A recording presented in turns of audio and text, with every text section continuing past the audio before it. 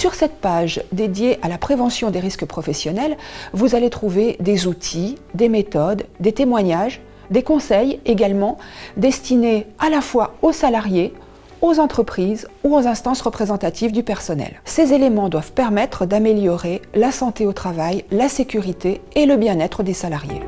La prévention des risques nécessite un engagement et une volonté politique forte de la part de l'entreprise. Elle doit être intégrée au projet de l'entreprise ou au projet associatif. Si la responsabilité de la sécurité de ces salariés incombe à l'employeur, les salariés sont également partie prenante. Si une problématique de santé se présente, il est vraiment très important que le salarié en parle à l'employeur ou au médecin du travail qui mettront en œuvre les actions correctives pour remédier à ce problème.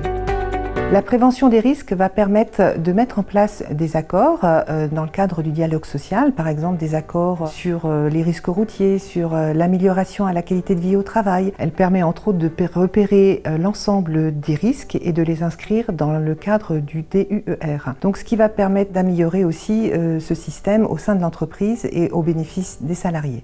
Cependant, il ne faut pas attendre d'être malade ou accidenté pour commencer à réfléchir à son avenir professionnel. Il va être de plus en plus difficile de réaliser toute sa carrière dans le même métier, surtout dans ce type de métier qui vient impacter la santé des personnes. Il est donc très important de pouvoir anticiper et dès le début de se demander est-ce que je vais pouvoir me reconvertir et dans quel secteur ?